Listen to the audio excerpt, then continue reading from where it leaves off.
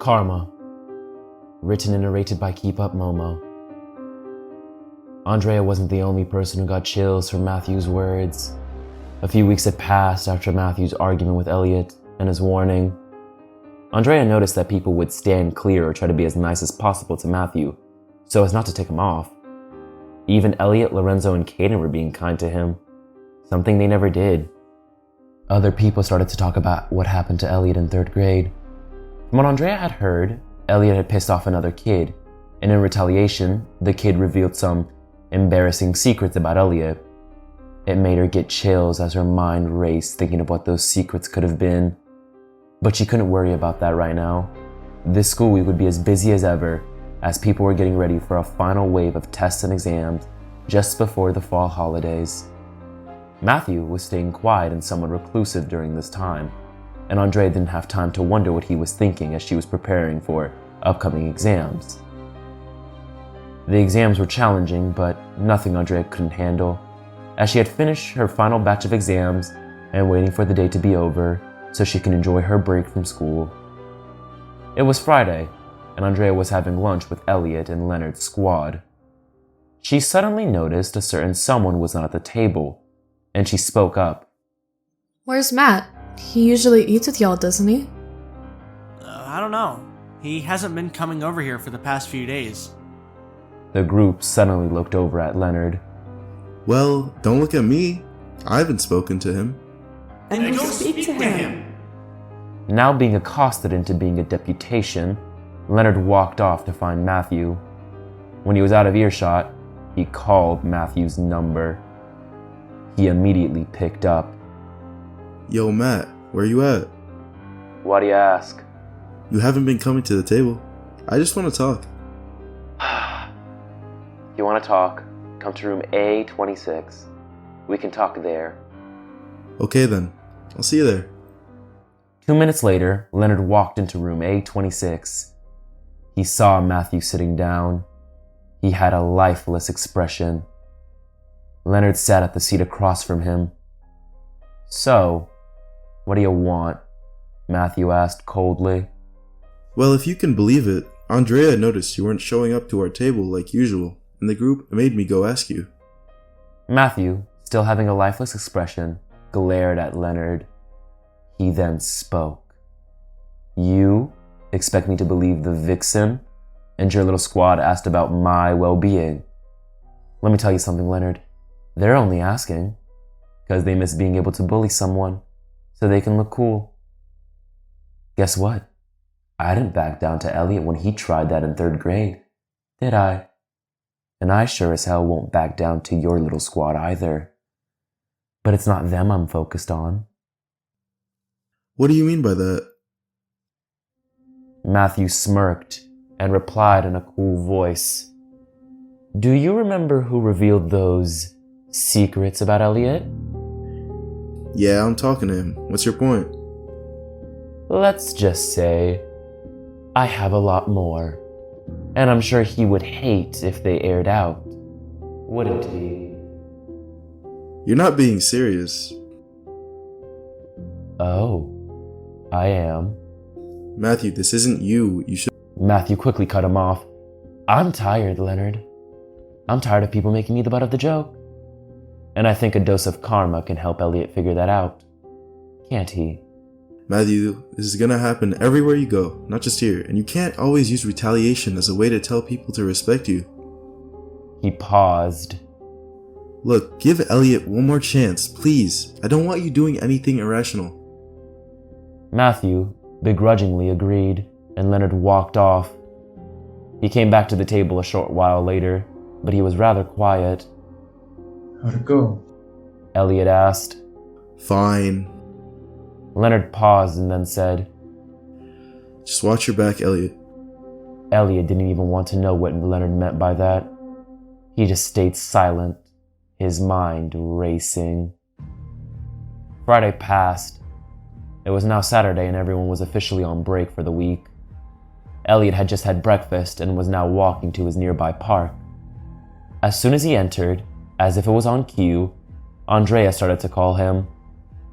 Hey, look, I saw you walking to Blossom Park. Can I meet you there? Sure thing, yes? Great. Talk to you there. Elliot didn't have to wait for long. 3 minutes later, Andrea arrived. What's up? Oh boy, I don't even know where to begin. Andrea stammered uselessly for a few moments, but then found her voice. Oh look, I need your help. Sure. What is it? I need your help apologizing to Matthew.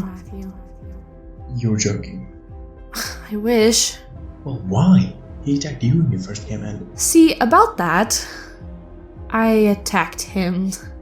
Elliot gave a look of confusion, but before he could speak, Andrea interjected. Look, let me explain. When I first met him, he reminded me of someone in my past.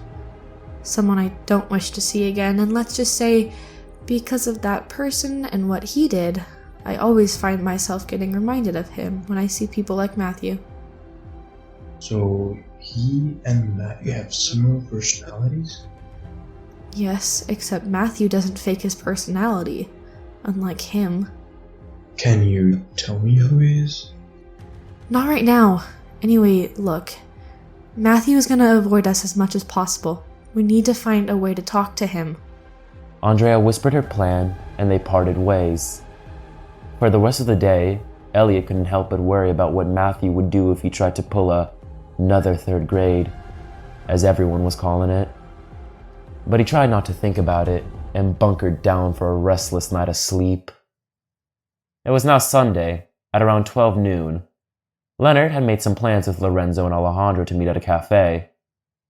When they met up, they ordered some drinks and found a table outside. It was rather quiet and no one was really around to hear them, so Alejandro and Lorenzo took this as the time to debate whether or not Matthew would actually reveal more secrets. Look, all I'm saying is that Matthew was too much of a coward. He wouldn't do it again.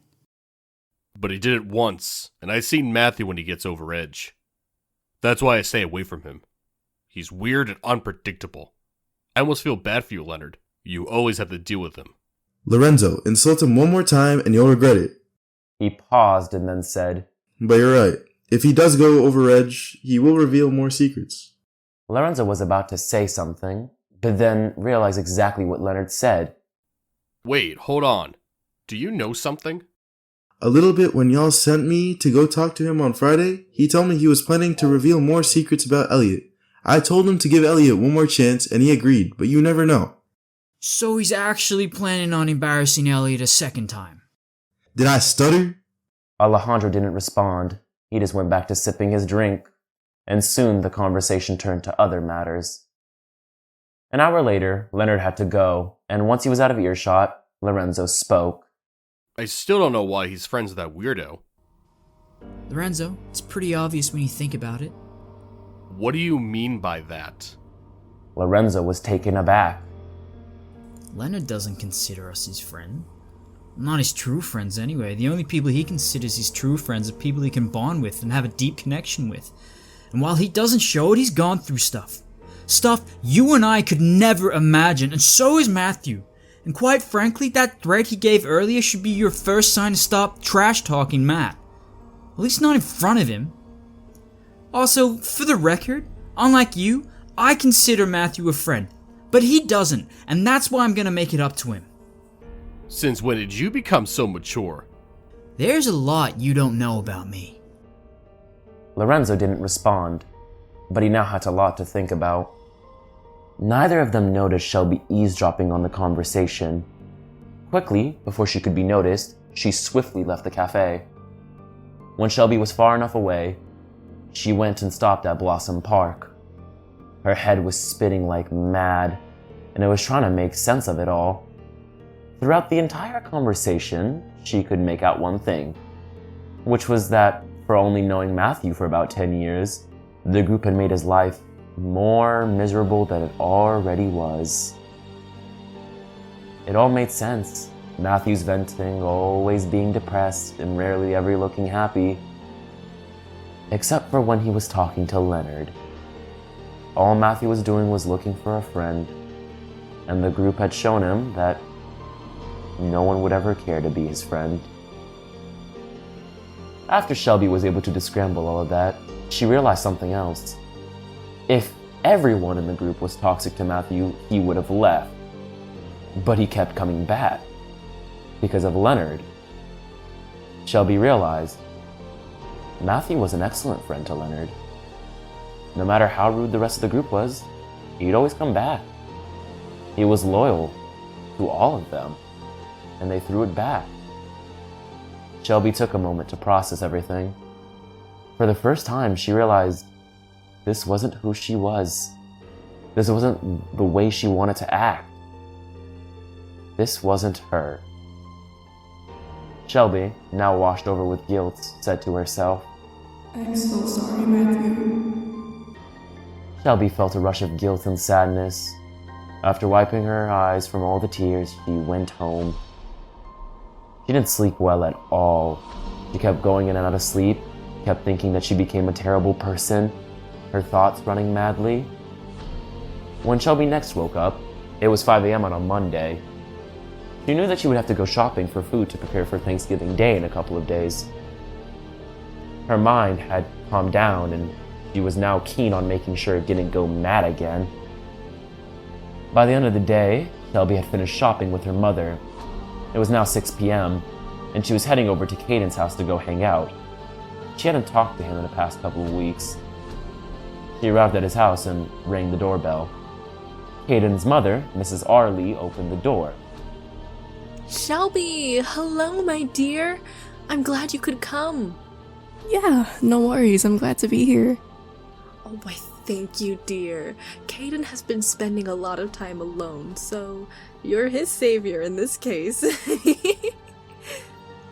Mrs. Arley and Shelby chuckled, much to Caden's annoyance. Well, the honor is mine. Oh, you have a heart of gold, my dear girl. My husband and I won't be long. We'll be gone for a couple of hours and we'll be back. John, are you ready yet? Coming, dear. Oh, hello, Shelby. I hope you're doing well. Same for you, Mr. Arley. All right, let's go, John. Bye for now, Shelby. See you in a couple of hours. The two Arleys left the house and locked the door. When their car had left Shelby's eyesight, she turned to Caden. Hey, we need to talk. Sure. What's up? Shelby explained everything. Caden just sat in silence. A while later, he spoke quietly. Lorenzo always was a bad sort, wasn't he? What do you mean by that? Shelby was rather surprised. Well, to add more plot holes to the over-dramatized plot, Lorenzo's the one that started bullying Matt. It started all the way back in 6th grade. Think about it. Shelby thought back. Waves of nostalgia and past memories came flooding back. After a while, she motioned to Caden to continue. He didn't start bullying him when he arrived in 4th grade. It was an overtime process. He actually respected Matt for his confidence until the summer after 5th grade. He started talking crap about him to me all the time, and I never told Matthew. You should have heard the way he talked. You'd think he was obsessed with him. Doesn't help that it rubbed off on the rest of us. Shelby felt another feeling of guilt wash over her, knowing Caden was right. She then spoke up. Am I the only one noticing all this leads back to Lorenzo? And all this started from Andrea? You say that like the drama wasn't going to happen eventually. Funny enough, Alejandro, Leonard, and I are planning on confronting Lorenzo. But we never had the time until Andrea sped that up for us. Shelby just stared blankly at Caden. She had become rather desensitized to everything. After a while, the conversation quickly switched to other matters about school. Shelby went home later that night trying to calm down her racing mind. 3 days later, it was a rainy Thanksgiving Day, and everyone, despite the weather, was enjoying their holiday. Everyone, except for Matthew, who was sitting in his room, home alone. His mother would be working all day and into the night. He was bored, alone, and depressed. He wanted to talk to someone so badly, but he couldn't. Everyone would be busy. Jealousy and rage filled him. All the while, Matthew was setting up the right time to pay Elliot out. While he was doing that, he suddenly got a notification. It was from Instagram. He didn't know why, but he felt he should read it. It was from an account he didn't know. Matthew was going to block the account, but stopped as he gawked at the message. "She did not," Matthew said aloud. Matthew read the message again and again and again, making sure he was reading it correctly. "Meet me at Blossom Park in 10 minutes? Me and Elliot want to talk?" Matthew thought about it for a moment, then started to get ready. He decided he would arrive a few minutes early, as he lived 2 houses away from Blossom Park. Andrea and Elliot entered the park a few minutes later, and they saw Matthew waiting. His eyes simmered with rage. Hey Matthew, how's it going? "Swimmingly," Matthew replied coldly. "So, what did you want to talk about?" We wanted to apologize to you about everything. Matthew stared blankly, and then started laughing.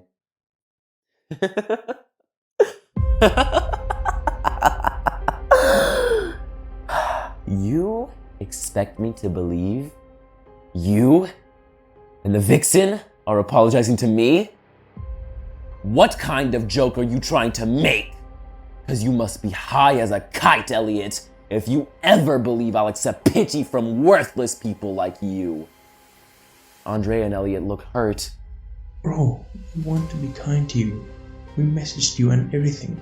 Is that so hard to believe? Matthew lost patience. Yes! All my life, people continuously disrespected who I am. They used me, they abused me, they threw me away like I wasn't worth a single penny. And you think that saying sorry is gonna cut it? Oh no, I've finally had enough. I'll make sure the rest of your high school will be the hellish years you've ever spent. You worthless piece of garbage. Andrea and Elliot sat there in silence, both of them holding back tears. I'm sorry, Matt. It's all my fault. I shouldn't have attacked you. Matthew stared coldly at Andrea. She continued. I attacked you because you reminded me of someone who was just like you in many regards, but they hurt me. He used me. He told my secrets to others. He lied to me. Matthew was confused. Elliot spoke next, tears streaming down his face. I'm sorry too. I'm sorry for what I did in 3rd grade, and I'm sorry for everything I've said over the years. Matthew was still quiet. He was thinking back. His eyes started to water. He had a feeling of guilt. Guilt as all the painful memories came flooding back. All he said was, "Thank you. This chat's been enlightening. See you later. I'll talk to you soon." Matthew started to walk away, and the rain picked up again. Elliot and Andrea didn't know what to think. The fall break was over. After a few days, everyone started going back to school. Leonard, Shelby, Kate, and Alejandro were going up to their lunch table, but were surprised as they saw Matthew, Andrea, and Elliot chatting as if they were old friends. They were even laughing too. I know I'm not the only one seeing this, right? Nah, mate. I see it too. And I don't know about y'all, but I'm gonna go get some answers. You coming, Kaden? Hell yeah. I ain't missing out on this. Leonard was rather surprised. How do you make such a turnaround that quick? Leonard thought to himself. He walked up with the rest of the group, and they all reconciled at the table. Now how did y'all become friends all of a sudden? Matthew laughed and explained everything. After Matthew was done, Shelby and Kanan explained their side of the story, and Alejandro and Leonard found it very surprising. They hadn't seen her eavesdrop on the conversation while talking back at the cafe. After that, the group started getting back to normal. They laughed and cracked jokes together. Matthew realized a new feeling had come over him. It wasn't stress. It wasn't guilt, nor depression. No. It was a feeling of calmness, a sense of relaxation, one he hadn't felt in quite some time. For the first time in a long while, Matthew smiled. And then he started to laugh. And then he started to laugh even louder, which became very contagious as the rest of the group started cackling with him. Matthew enjoyed every second of it.